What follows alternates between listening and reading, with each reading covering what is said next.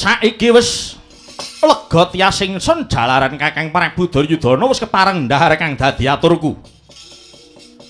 Ketitik wektu iki kersa tak derekke bedah Praja Wirata te. Nuninggih syukur bagis kedhi jumurung dene Gusti kula Prabu Duryudana kasdu kadherekaken ngrampit negari Wirata. Kalian malih sinuwun sakmenika kantun sepinten kekiyatanipun negari Wirata. Labet bebeteng Wirata Patih Kincaka sakadang sampun sami dumugining pejah. Turut malih wedal menika negari Wirata sampun kenging kawastanan sungsang bawana balik. Buktinipun menawi sekawit Wirata menika ayem tentrem kawulanipun sami rukun grapyak saha semanak. Namung sakmenika ingkang nami gotong royong sampun mujudaken barang langka saknggen-nggen swasana boten tentrem. Kathah pandung begal kecu tuwin para brahmacarah ingkang sampun kula paringi wragat supados damel kisruh wonten ing tlatah Wirata. Ya. Aturmu kuwi mau kabeh wis tak aturke ning ngersane Kakang Prabu Duryudana te. Pancen ya swasana kang kaya ngono kuwi teh ingkang dikersake dening Kakang Prabu Kurupati. Kepiye bisane bangsa Wirata aja kongsi padha tentrem uripe? Lan tak jarwani te. Kados pundi? Apa ta sebabe dene jeneng ingsun kudu bisa mbedah Wirata? Sepisan ingsun kudu bisa nyirnake sing jeneng Pandhawa. Apa ta sebabe Pandhawa kudu sirna saka muka bumi? Awit ya mung Pandhawa kuwi kang dadi pepalang marang apa kang dadi karepku, nggonku bakal nyebarake kawruhku marang tanah Nuswantara. Mongko yen para Pandhawa kawula kuwi isih padha ngrasuk marang jiwaning Pandhawa 5 wis genah yen to pengaruh ora bakal bisa sumebar tumangkar ana Nuswantara. Manut pangandikaning Kakang Prabu Duryudana, wektu iki Pandhawa lagi ngentekke sisaning paukuman sing mung kari 5 dina genepi setahun oleh padha delikan. Paman Sengkuni darbe pengira yen Pandhawa padha sesingitan ana tlatah Wirata. Mula kanthi bedah Praja Wirata ingsun bisa ngonangi marang papan pandhelikaning Pandhawa te. Kawula nuninggih. Dene kaping pindho te. Wirata kuwi bumi mas paribasan teken garing ditangdur ana padas wae bisa tukul ngrembuyung. Kang mangkono menawa jeneng ingsun bisa nguwasani Praja Wirata, wah bakal saya mukti uripku. Bandha raja donya Praja Wirata arep tak kuras. Tak boyong kabeh marang Praja Trigarta kanggo mukti sak turun-turunku. Inggih. Dene sing kaping telune teh ingsun bakal mbaleni njaluk Dewi Utari minangka dadi garwaning ingsun. Wah. Isih gawang-gawang ana ing paningalku. Jaman penglamarku ditulak dening Patih Kincaka mbiyen nganti dadi Bandayuda. Aku dikalahke dening Patih Kincaka satemah aku dadi tetelukaning Patih Kincaka. Kaya sing dadi aturmu mangarep wektu iki Patih Kincaka saadine wis mati. Dipateni dening Gandharwa kang mapan ana ing Praja Wirata. Sakpatine Patih Kincaka ora aneh yen kowe gampang nyebar wisa kawruh duraka ana Wirata lan kowe wis kelakon ngedukumba kekuatan Wirata te. Nuninggih. Wis dadi ubayaku. Yen nganti aku ora kelakon garwa utari nyawaku tak tombokke. Waduh. Lah mbok inggih sampun lajeng entengaken nyawa paduka sinuwun. Menapa namung sak godhong kelor wiyaring jagat perkawis wanita kemawon kok lajeng nyawa kangge tatawan. Kowe aja maido karo wong gandrung, ngerti?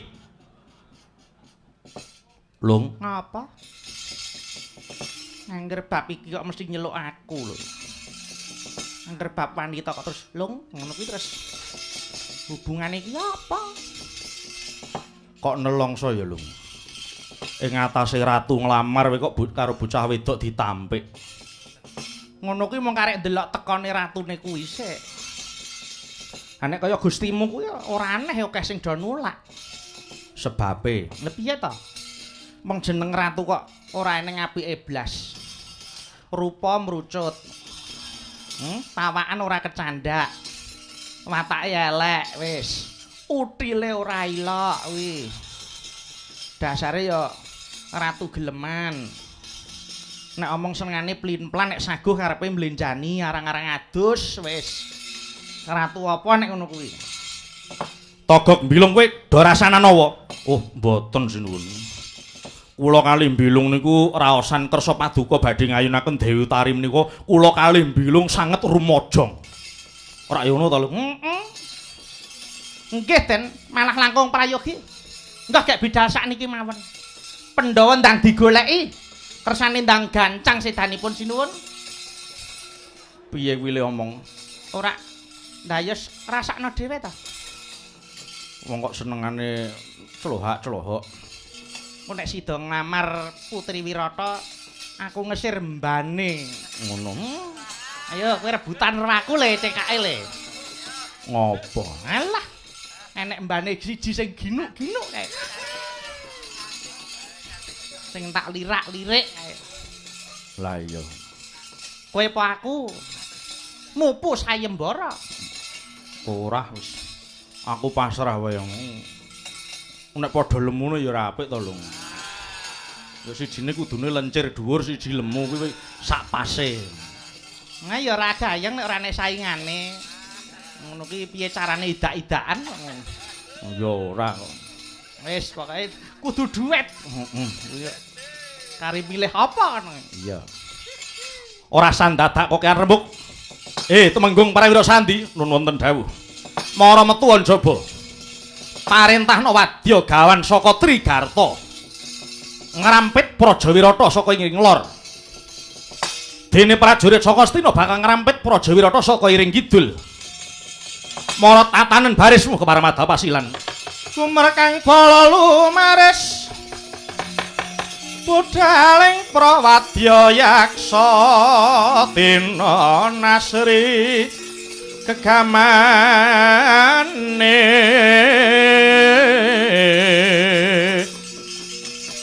saking kang bala kuswa Prabu sananira pranyata asriti nulu pindha panjrahing puspita kalamun cinandra panyayah maesa kurta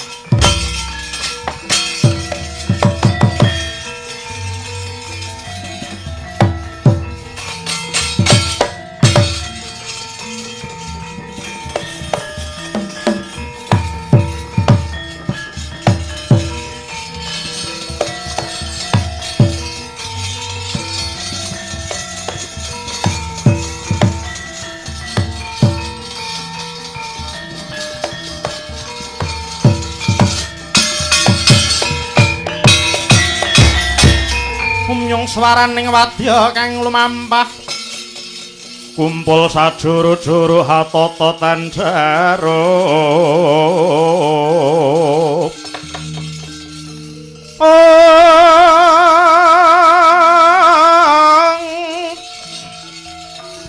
teniramat parana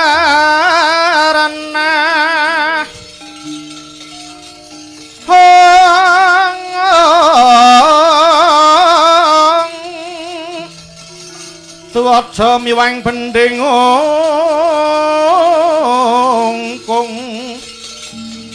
risang Drawa saya kang minangka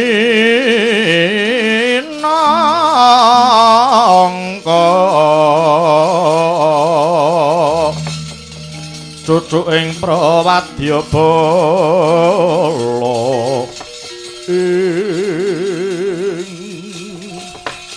Karata Marma nuwun wonten timbaling dawuh pawan patih ora perlu banyu tinalang sira wis krungu dhewe dawuh saka Ingkang Sinuwun menawa wektu dina iki Ingkang Sinuwun bakal ngrampit Praja Wirata saka iring kidul mula kang saka kuwi gandeng wis samapta kabeh titianing para prajurit mara enggal tatanen barismu sumusul wadya Trigarta lan tak jaluk aja pegati ngati-ati budhal kabeh para wadya bala Karta Marma beri sendika paman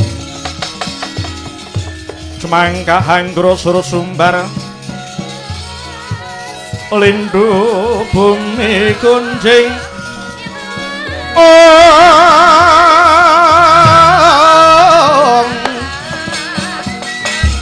malut guntur katok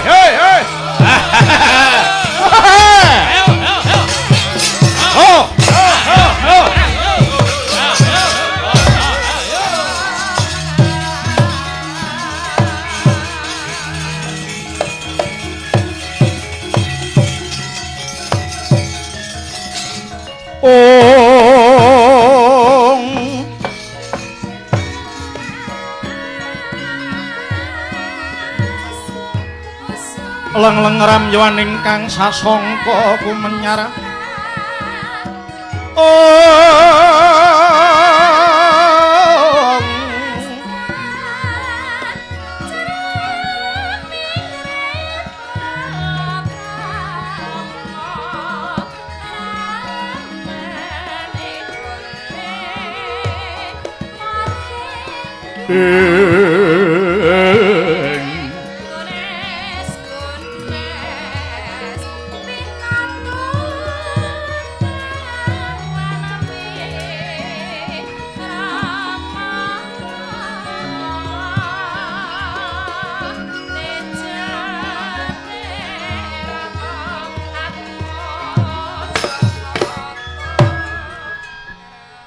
minangka gempalaning carita nenggih menika warnanira kang sinebat ing negari Wirata.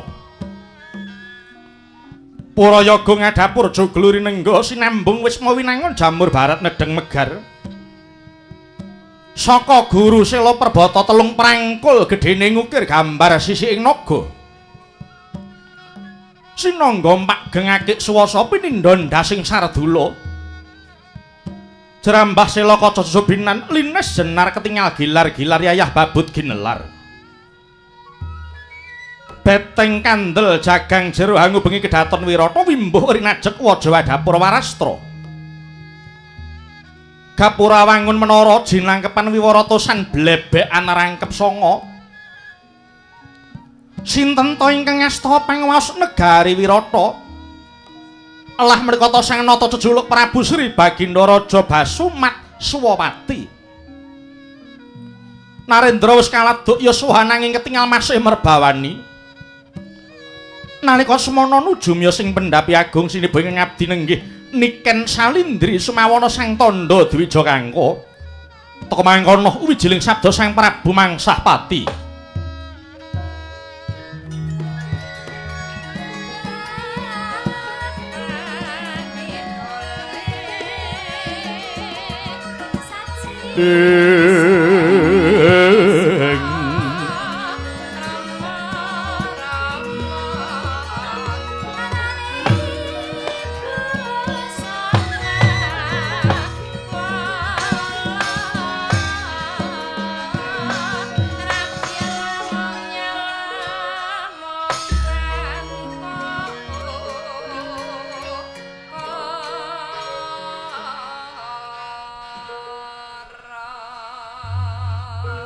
Kaleme mawa limut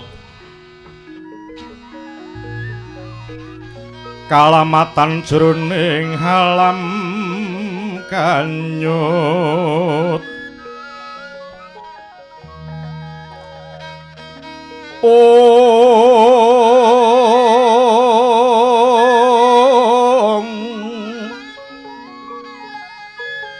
saknyatane iku kanyatan kaki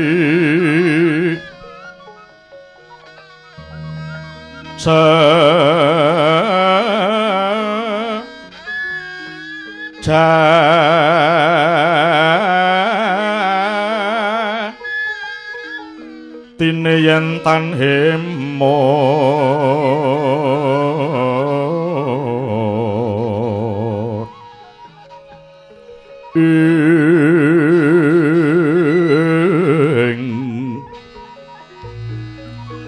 sayektine tan bisa momor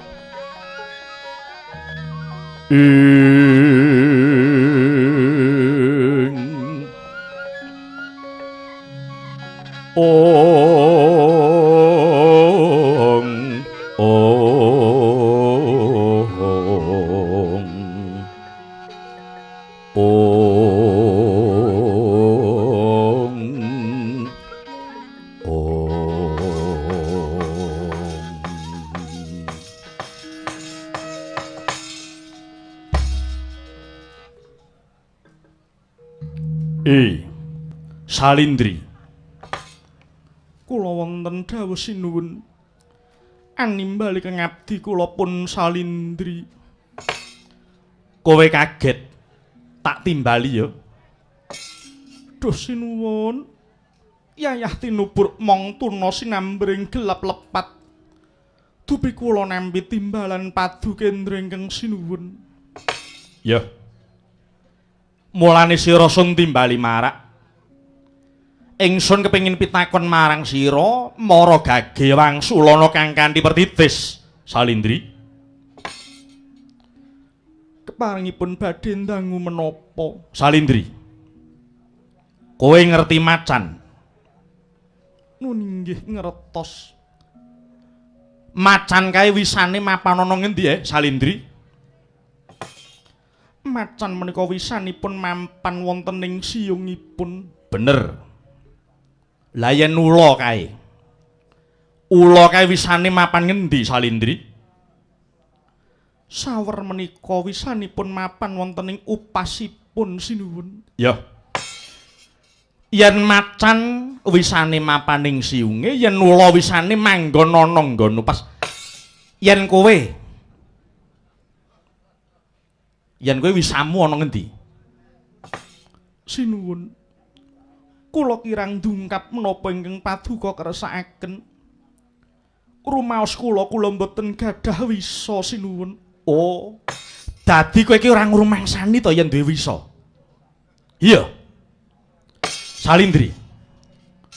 Mongko jane wisamu kuwi luwih ampuh tinimbang wisane ula welang kae. Yen kowe durung ngerti mapaning wisamu tak tuduhke ya. Wisamu kuwi mapan ana nggon lirik ing mripatmu, wisamu mapaning eseming lambemu. Wisamu mapan ana ing weweking payudaramu lan wisamu mapan ana ing gebyaring wentismu. Dadi tak gerba wiwit saka pucuk rambut tekani dlamakan sikilmu kuwi kabeh kebak wisa salindri. Ora nyono salindri. Rupamu ki ayu. Ning jebul kebak wisa sing mandine ngungkuli upase Bathara Antaboga. Salindri. Mulane ingsun paring dawuh mengkono sebab gelem ora gelem kowe kudu ngakoni. Yen to guguring Yayi Patih Kencaka wingi sumbering perkara mung saka kowe salindri. Coba ta pikiren. Kowe kuwi derajatmu ki apa? Ing ngatasé mung sak lamaking batur. Kena ngapa kok arep digarwa Yayi Patih Kencaka kok kowe nampik? Nalika kowe sowan sepisanan kowe matur jare durung duwe bojo. Ning kena ngapa? Bareng kowe arep dipundhut garwa karo swargi Yayi Kencaka, kowe matur yen duwe bojo. Malah kowe matur bojomu ora mung siji ning 5. 5 kuwi wae dudu menungsa kabeh, ning Gandharwa utawa Gendruwo. Iya. Inggih leres sinuwun. Oh, salindri. Apa ya memper ing ngatasé kowe kuwi menungsa kok Rabi Gendruwo tur wayuh 5 pisan. Ketang tresnane Yayi Kencaka marang kowe, Yayi Kencaka kelakon nantang perang marang bojomu. Ning temane Yayi Patih Kencaka gugur ana palagan. Dadi wis genah menawa matine Yayi Kencaka kuwi jalaran saka kowe. Salindri, ngerti ya? Yayi Kencaka kuwi bebeteng Wirata. Mula ora aneh sak sedane kadangku Kencaka negara Wirata aji godhong jatiake sebab bebeteng negara Kencaka, rupa Kenca lan Rajamala wis padha tumekaning pati. Salindri. Ingsun iki ratu. Ratu kuwi ora sanak, ora kadang, ora bapa, ora biyung. Lan ratu iku darbe kewajiban rumeksa jejeg ing adil. Adil mau bisa dijejeg pirantine mung hukum kelawan ganjar. Sapa sing luput dipidana, kosok baline sapa kang labuh praja diganjar. Mongko yen wis cetha kowe luput tumrap negara, ketitik dadi jalaran gugure Yayi Kencaka. Kang mengkono, ingsun kudu matrapke pidana. Upama ingsun iki ora metung marang lelabuhanmu, kudune kowe nampa pidana pati. Nanging isih ana palimarmaning saka jeneng ingsun. Awit kowe wis darbi lelabuhan marang negara Wirata. Utamane marang anakku Utari, Kang Mangkono Salindri.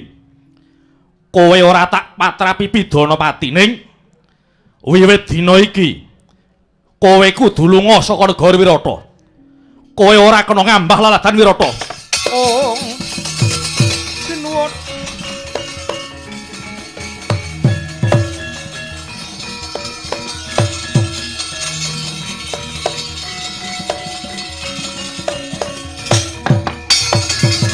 Surem-surem dewangkara kingkin lir manguswa kang layon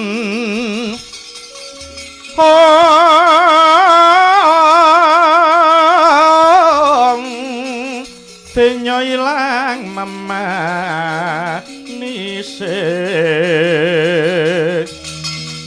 wadananira layung kucem ora nyamaratani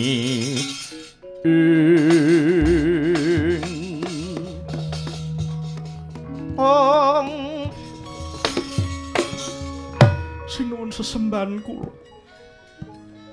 kados sinendal mayang raos sing manah dupi kula nampi dawuh paduka ingkang makaten duh sinuwun mawantu-wantu abdi paduka pun Salindri nyuwun agunging samudra pangaksami mugi wonten kamiran paduka sinuwun kepareng hanjabel dawuh kala wau. Salindri, kene dudu papane wong adol tangis. Ngerti ya? Tembung sama beda dana denda kuwi ora ditebus dening tupentes sing luh. Ning sing kepiye wae, ingsun tetep netepi sabda Pandhita Ratu, kowe kudu lunga. Perkara anakku Utari ora sah kowe dadak ngurusi. Wirata ora kurang pamomong, ngerti? Sinuwun. Piye? Bilih kula mboten dipun keparengaken swita wonten ngriki malih. Nun inggih kanthi awrating manah kula namung ngestakaken dawuh. Namung kula suwun mbok inggih dipun keparengaken kula nyuwun wedal gangsal dinten. Lah kok dadak nganggo wektu 5 dina to nggo apa? Arep nggo apa?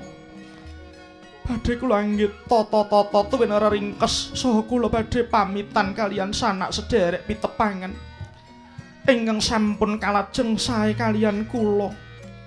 Oh iya. Yen mau wektu sepasar wae tak lilani. Ning ya kuwi. Yen nganti kliwat saka 5 dina ingsun isih ngerti kumliwering Salindri aja takon dosa. Tak kethok gulumu. Nyingkir. Ngreget-ngregeti babut.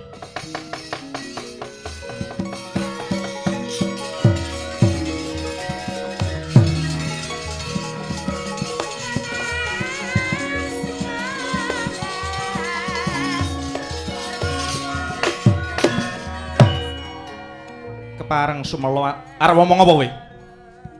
Arep ngomong apa? Apa kowe tak dangu? Kowe arep belani Salindri. Ya ngono apa piye? Kowe iki mung lurah pasar. Gaweanmu mung nariki pajak. Arep diatur apa kowe? Ayo muni yo. Seneng arep gawe perkara. Kula ingin sowan sinuwun.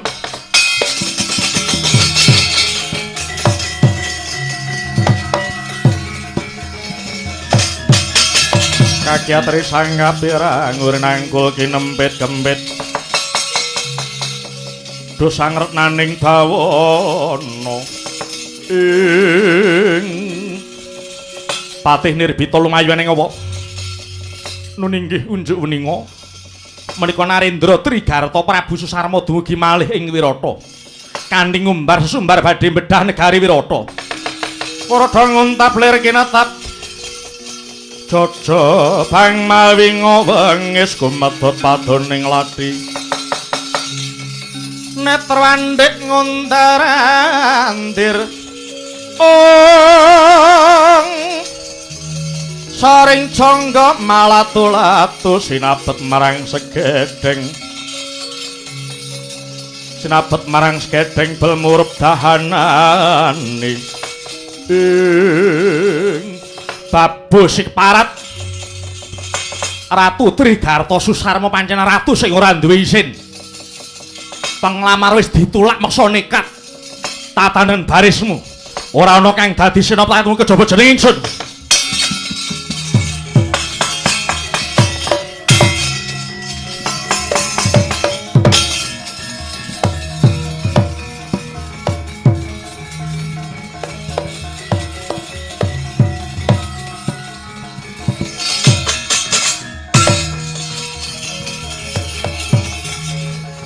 Putra Wirata ayo maju.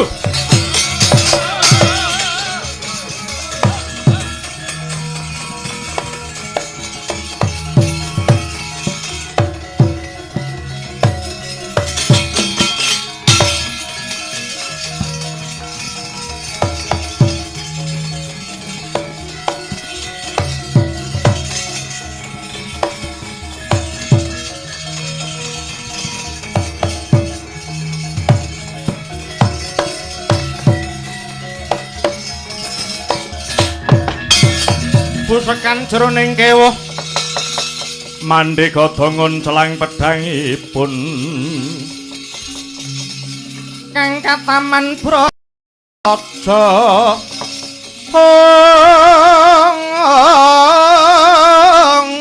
temah tekeng lalis surak manengkar gumuruh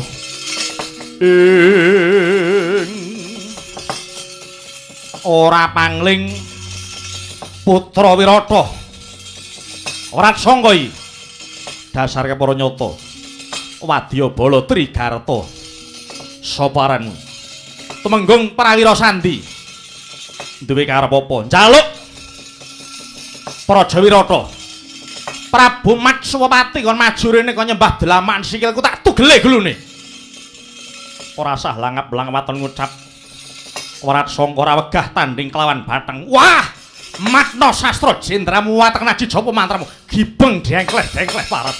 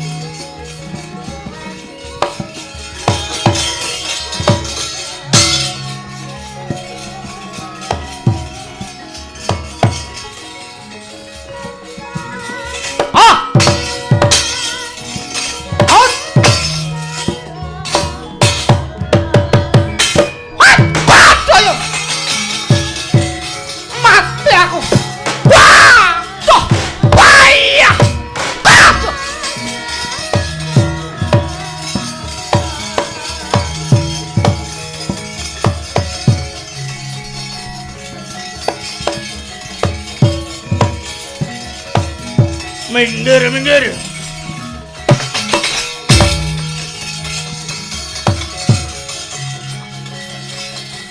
Wah.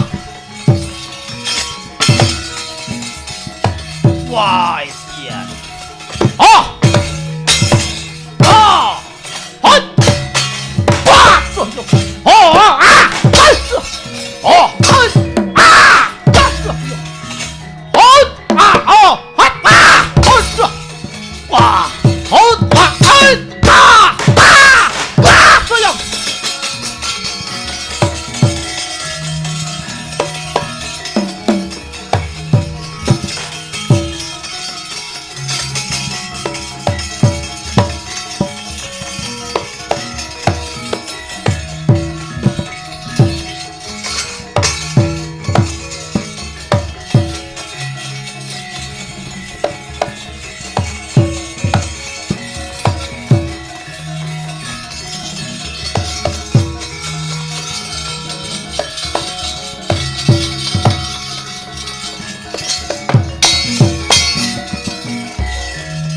Wah, mara tuwa kuwi. Lambene blawanan. Susarmo. Prabu Matsupati apa? Duwe karep apa? Ora tedeng aling-aling, aling-aling tedeng. Njaluk Pangwasa Wirata. Pangwasa Wirata kudu dadi cengkremanku. Lan Utari kudu dadi garwaku. Ratu Rai Gedhek. Ratu ora duwe isin. Wis ditulak kepara isih meksa nekat. Nadyan Matsupati wis tuwa. Nyampluk raimu Rasigar merapat. Tak sembahi diri-diran. Wah, arep nyoba mantune, remet hati klarane ngepek-epek barat.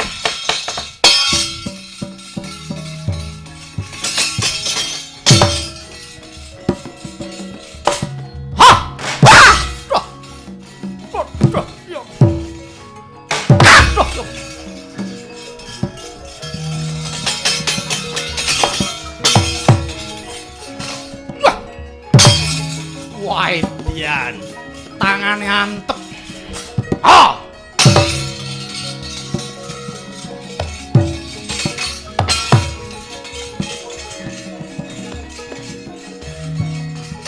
Ah! Ah! Jebol dadamu Hai! Ah! Oh! Hai! Ah!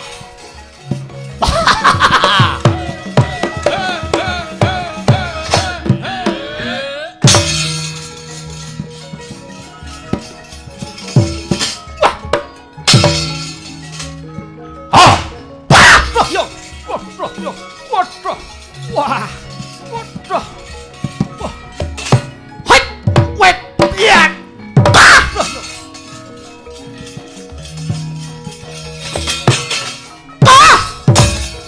wah, ya, ora apa-apa, calon mara tuwa sakarepmu.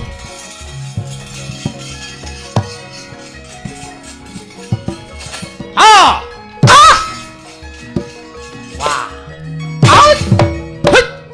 Yan. Why? Ah! Wah. Wah. Out. Wah! Wah! Ah! Hai!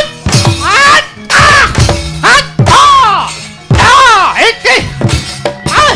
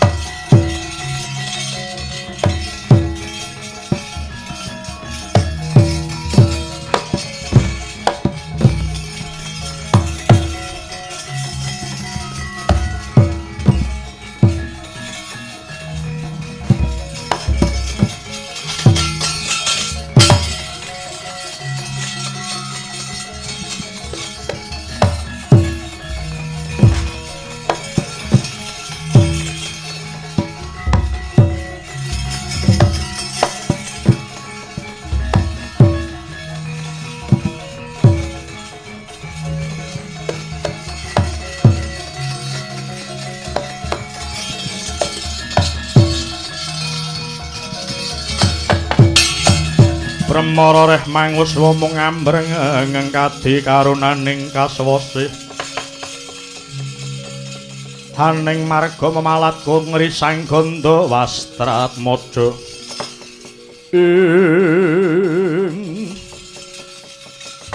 Bilowo leren nggonmu nimbang daging yodi aja ngregoni wong dodol aku durung kepayon wis arep dijaluki pajek ora di tekaku ora bakal njaluk sampun pajek ki ora ning sumurupa wektu dina iki Praja Wirata ana cengkremani mungsuh ngerti Sinuwun Wirata kepikut mungsuh saka Trigarta sambung rapete apa ing atase ratu kepikut kandha karo bakul daging kuwi dudu urusaku kuwi perkarane Nayaka karo prajurit yen aku iki mung bakul daging urusanku piye carane daganganku payu laris di si raja nggoroi kelawan batinmu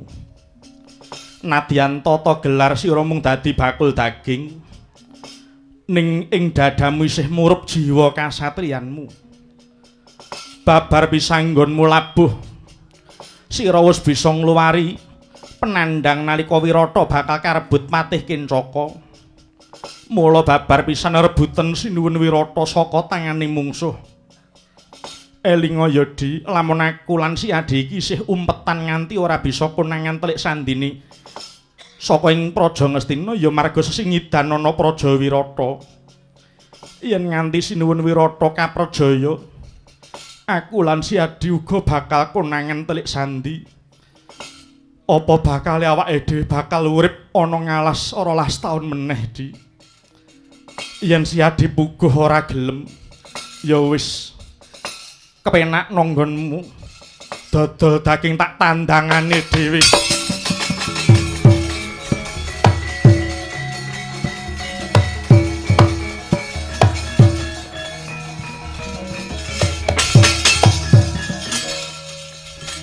arep ning ndi aku arep maju perang ora sah kowe kuwi ora tau perang digetak bojomu nangis dadar maju perang pedah apa aku nangisi karo kadangku sing ora ngerti marang tandurane Sinuwun Wirata wis nyumingkira nyingkira tunggunen daganganku tak jangkae dhewe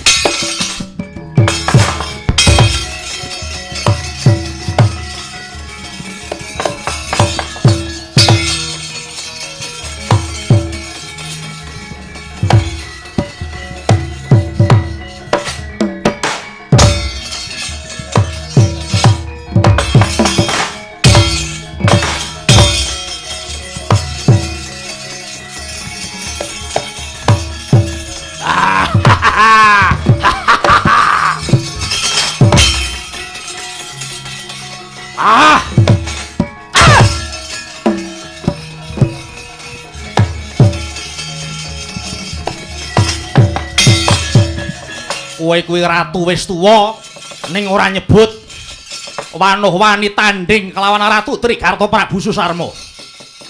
Yen biyen aku pancen kalah ning sing ngalahke dudu dapurmu Matswapati. Sing ngasorake Susarma biyen patih Kincaka.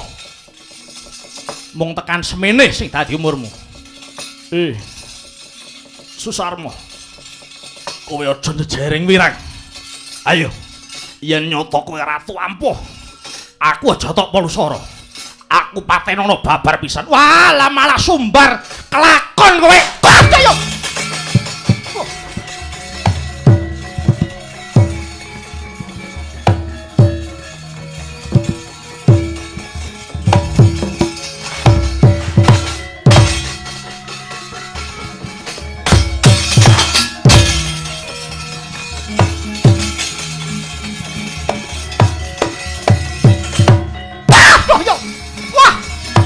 Bangsat elek soy.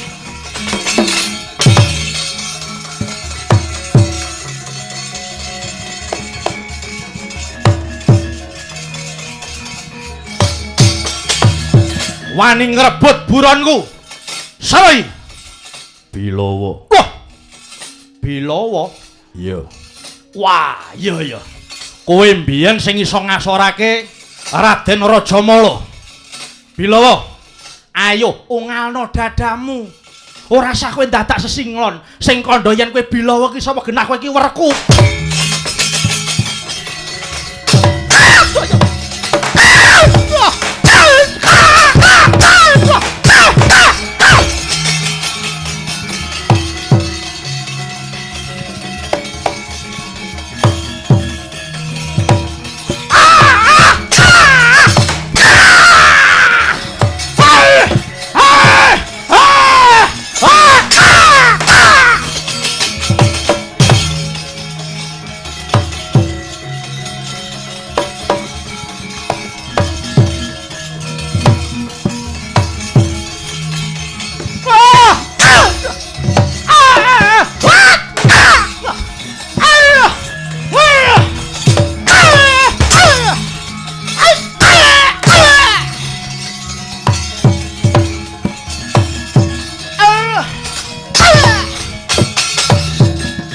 Susarmo, ora patut kowe diuripi. Yen kowe urip ora urung malah ndedawa dosa. Nyoh iki marganing patimu.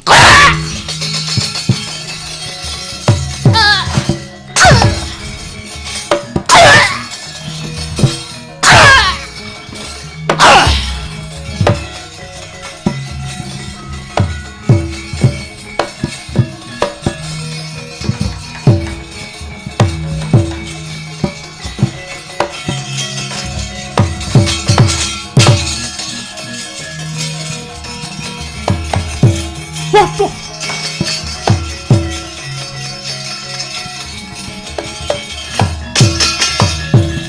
Oh alah Long. Impenmu mandi Long. Ngapa? Gelo. Ratumu ki lho. Sawangen iki lho. Piye? Turu apa piye? Turu mbahmu kuwi. Delon kuwi. Wah. Piye? Modar. Mati. Alah dialus saya serah krungu tek. Modar wis. Wah, lah tangane wis dipoteng-poteng. Golek ana tangane ali-aline apik. Endi? Tangane golek ana. Loro. Matune abang wis to. Ora sudi. Kowe tak lirik wit sore mang kowe. Iku mati, ali-aline tak jikok. Golek ana. Ora. Emoh. Ora tune kuwi adate nek arep maju perang ngerti nek kalah ali-aline ganti grenjeng. Oh, ya modar ya syukur. Iya. Gelange ya mung rumput Jepang ya iki. Bareng ngerti arep modar iki terus salin sing larang-larang didol sik. Semlang nek direbut. Wis ayo mulih. Ayo.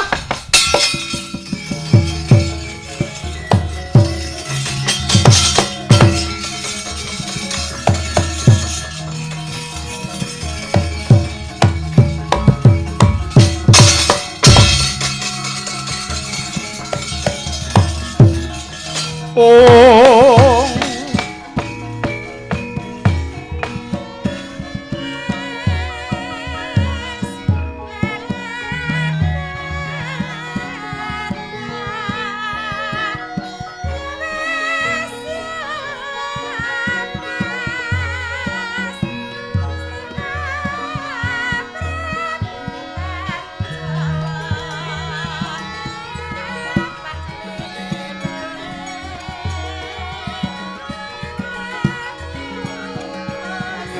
kalang nyewang aklara pandang muncar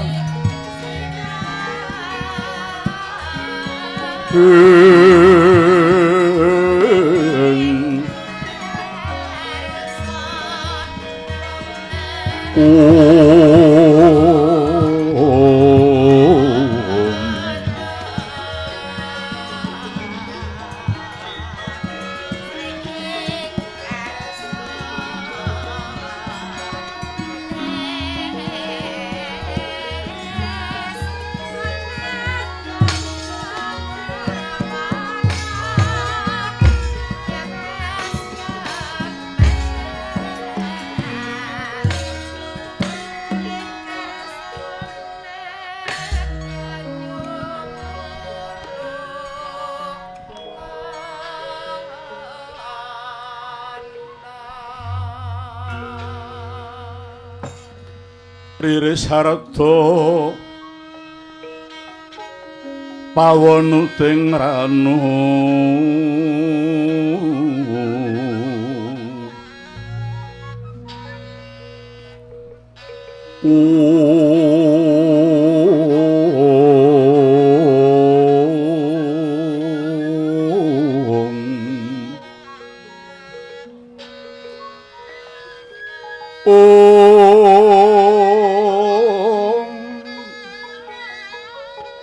tersingkar sanira dening kanyut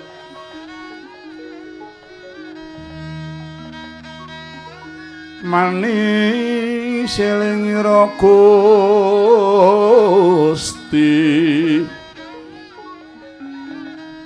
wa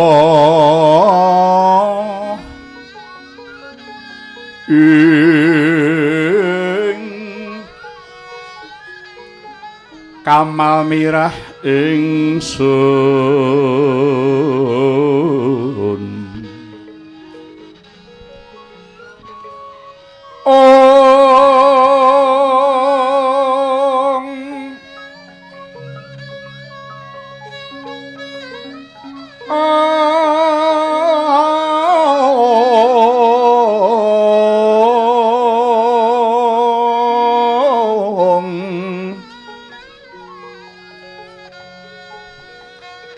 semira tu ing uni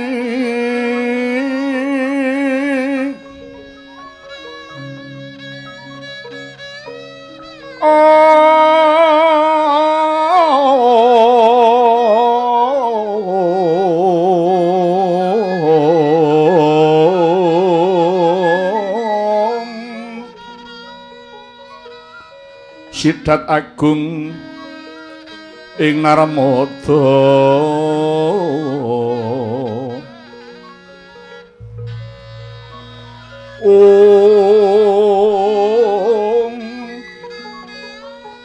sajroning guling pangucape janmane Indra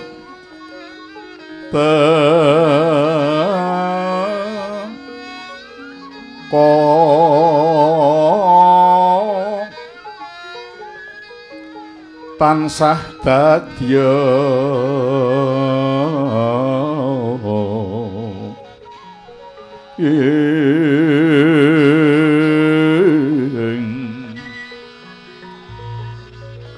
linduran kewala katon kang asung usada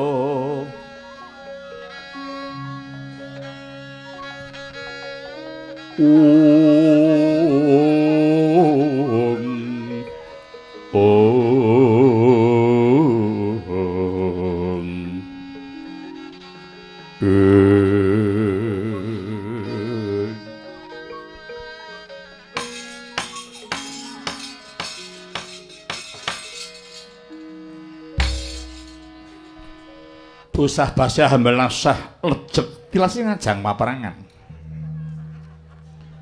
watang samya putung tumbak potol keris bengkong tameng sempal kaprapal tanpa wicalan kata wadya boleh ingkang jerbabah ndapanyi lemah lepet suwek dadaring bawati bedomo tinabrak gontosan ngak nampek dodol labet saking kusing sedoing ketingak mending madaning palugun cauh lawan gon harus kangking ludrak lambah-lambahan losi bumi ustad bledug gembel ginani sapetengkang kanan wis ngancik ing wanci Madyarati sang saya dalu hararas abira kang lintang kumedhap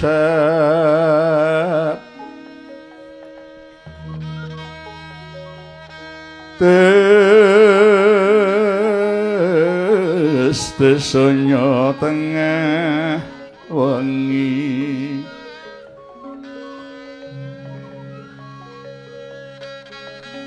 lumarang kandaning pos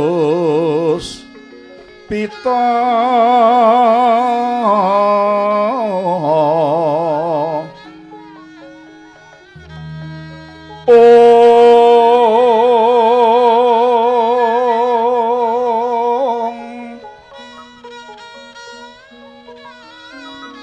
karnyawan ing putyanira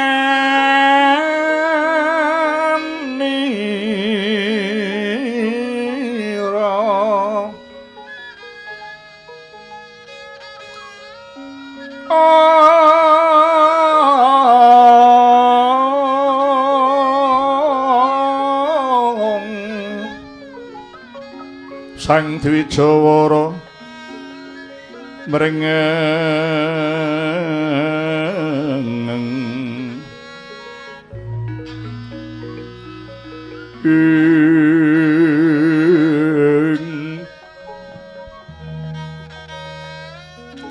lir swaraning madu prangta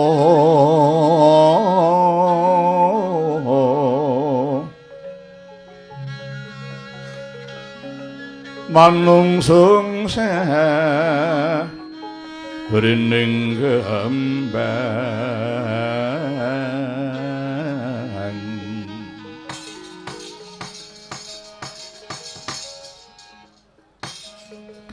ana sangis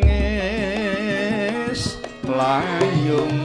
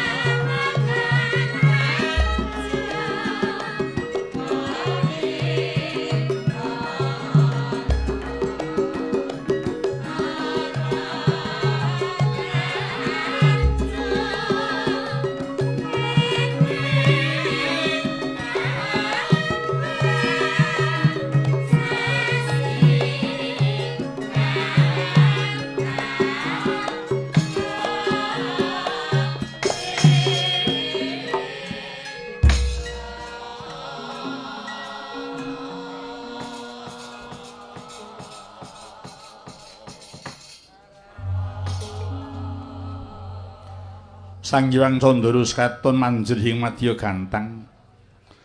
Humiring ponang laing nenggih. Kartika ngabeha ing talang ngares ping pandulu. Dadak sakala Sang Candra sumusup ing Bantala bang wetan kados melak padhang pertaya ngareka gantos kang ngarsa siniwaka. Ramening Madyapada angrambayi repat Panakawan ketingal Lurah Petruk ketenguk sinatan hanyekar manising sarkara dedep tidem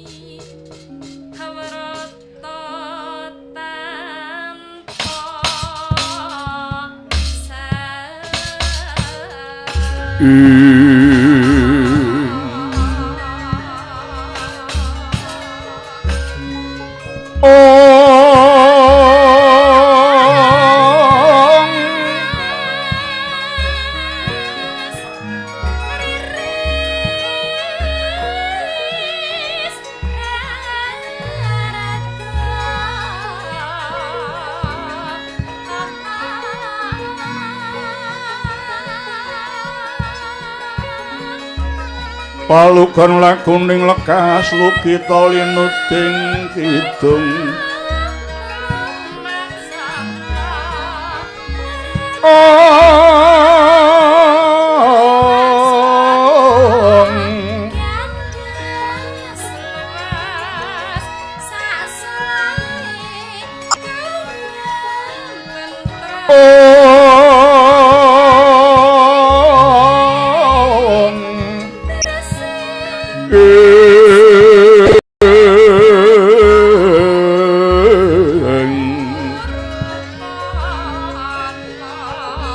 Katung katoreng hamomong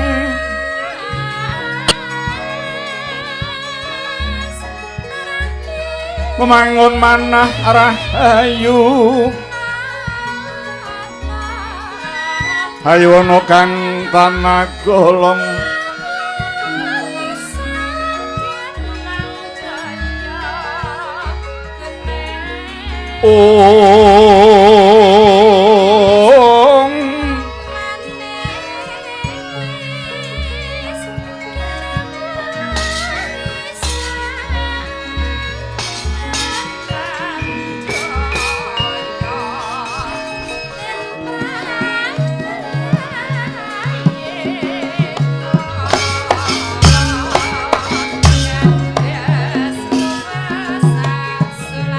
timun sikarane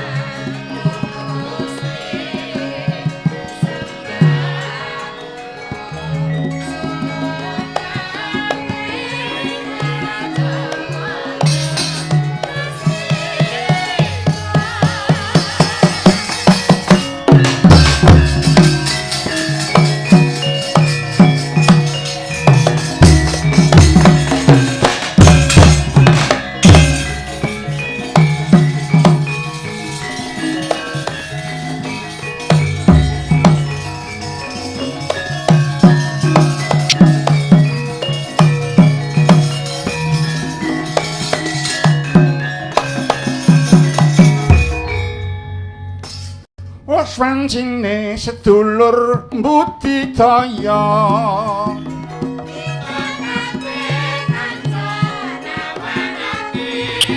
liyane renga mring manca praja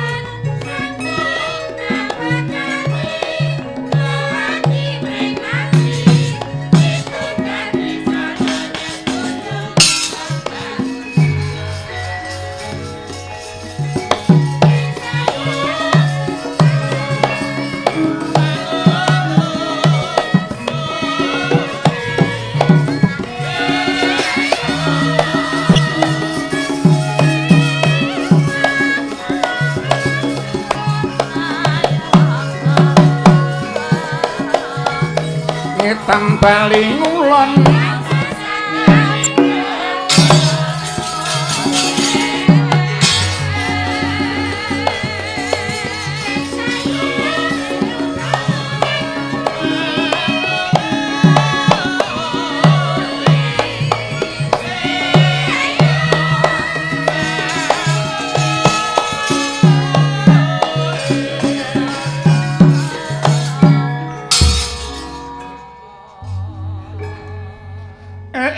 mbak ya mesem merengut pedae apa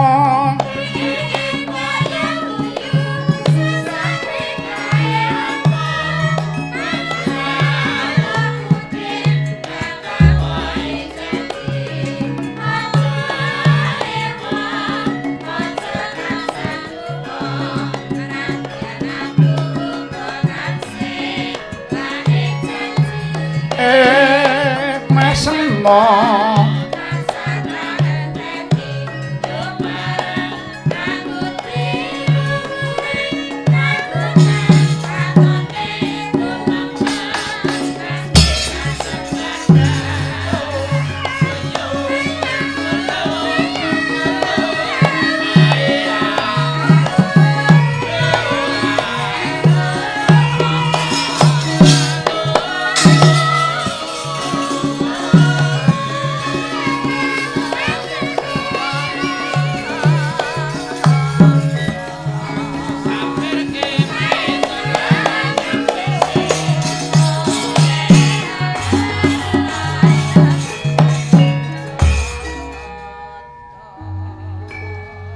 Kakang Mbak Yu aja lali welingku yen kowe lumaku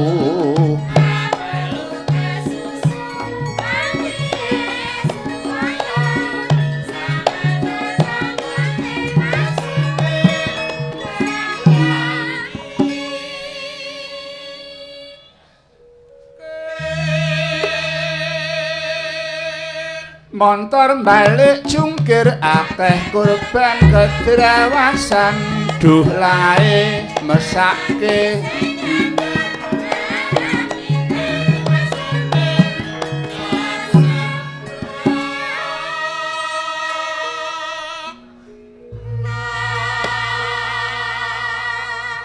lanjut Mbak Dar aja padha lena eling ngototoe nyawa